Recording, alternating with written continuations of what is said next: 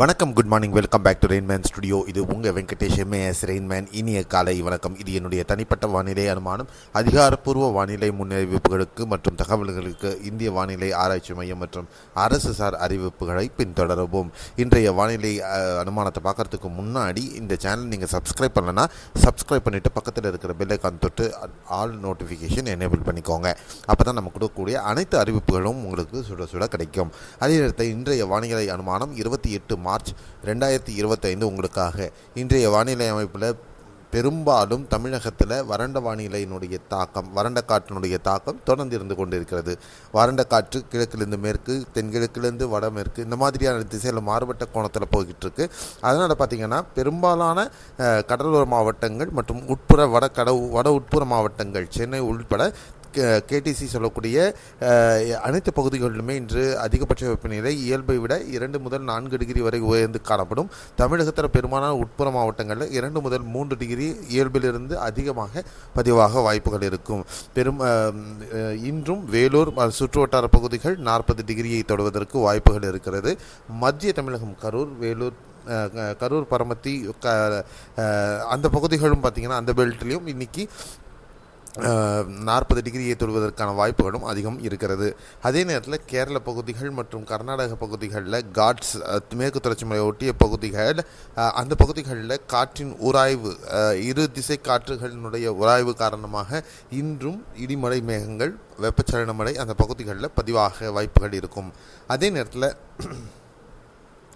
அடுத்த ஏப்ரல் முதல் வாரத்தில் ஒரு சலனம் வர இருக்கிறது வங்கக்கடல் பகுதிகளில். அது ஒரு நிச்சயமற்ற தன்மைன்னு நம்ம சொல்லலாம். ஏன் இந்த நிச்சயமற்ற தன்மை அப்படின்னா, இப்போ ஒரு நியூட்ரலான அமைப்பு இருக்குது, அதாவது லானினா மற்றும் எல்னினோவுக்கு இடைப்பட்ட பகுதிகளில் இருக்குது. அதனால் சலனங்கள் மத்திய வங்கக்கடல் பகுதிகள் பரலையும் வரும் அப்படிங்கிறது கன்ஃபார்ம். ஆனால் அது தமிழகத்தை நோக்கி நகருமா அல்லது மியான்மரை நோக்கி நகருமா அப்படிங்கிறத நம்ம இன்னும் வரக்கூடிய நாட்களில் பொறுத்திருந்து பார்க்கணும். இந்த இசிஎம்எஃப் வீக்லிஸ் பொறுத்தவரையிலும் இந்த சலனம் காரணமாக, காற்றின் வேறுபாடுகள் காரணமாக தமிழகத்தில் வெப்பச்சலன மழை 31ஆம் தேதி முதல் தொடங்க ஆரம்பிக்கிறோம். அதே நேரத்தில் மொத்தத்தில் பார்த்திங்கன்னா இந்த ஏப்ரல் முதல் வாரத்தில் இந்த நிகழ்வானது வங்கக்கடல் பகுதிகளில் வரும் பொழுது தமிழகத்தில் பெரும்பாலான பகுதிகளில் உட்புற மாவட்டங்களில் இடிமழையும், தமிழகத்தில் சென்னை உள்பட பெரும்பாலான பகுதிகளில் பரவலாக மழை இருப்பதற்கான சாத்தியக்கூறுகளும் இருக்குது. கேரளா, கர்நாடகா, தமிழகம், ஆந்திரா மற்றும் தெலுங்கானா பகுதிகள், மத்திய இந்திய பகுதிகள் வரையும் இதனுடைய தாக்கம் மழை இருக்கும் அப்படிங்கிற ஒரு கணிப்பை இந்த படம் உணர்த்துகிறது. அடுத்து நம்ம பார்க்கறது இசிஎம்எஃப் என்செம்பிள்ஸ். இந்த என்செம்பிள்ஸில் பொறுத்தவரையிலும் பெரும்பாலான இதை பார்த்திங்கன்னாக்கா 970, 990, அதாவது ஒரு புயலுக்கான வாய்ப்புகள் மத்திய வங்கக்கடல் பகுதிகளுக்குள்ளாக இருக்கும் என்ற அமைப்பு என்செம்பிள் மெம்பர்ஸுக்கிட்ட தொடர்ந்து இருந்துகிட்டு இருக்கு. ஆனால் இது பாதை பொறுத்தவரையிலும் இன்னும் ஒரு என்செம்பிள் மெம்பர்ஸுக்கிட்ட ஒரு தெளிவான பாதை அந்த இதில் கிடைக்கல. ஸோ ஆகையால் நம்ம அடுத்த 2 முதல் 5 நாட்கள் இதை தொடர்ந்து கவனிக்க வேண்டிய ஒரு இது இருக்கும்.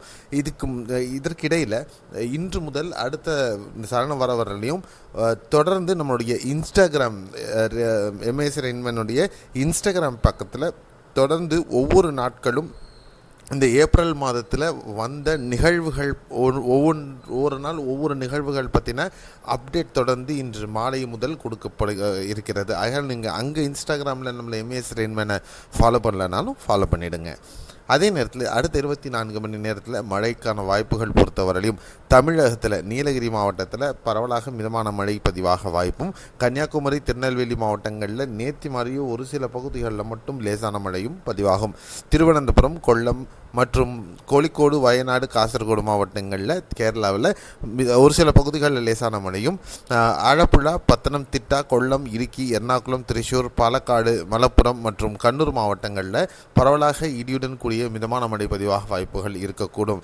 கர்நாடகா பொறுத்தவரையிலும் கொடகு, அசன், சிக்மகளூரு, ஷிமோகா, உடுப்பி, தட்சிண கன்னடா பகுதிகளில் மட்டும் ஒரு சில பகுதிகளில் இடிமழை இருப்பதற்கான வாய்ப்புகள் இருக்கக்கூடும். தமிழகத்தில் பெரும்பாலான பகுதிகளில் ஒரு வறண்ட வானிலையை தொடர்ந்து நிலவுவதற்கு சாத்தியக்கூறுகள் இருக்கின்றன.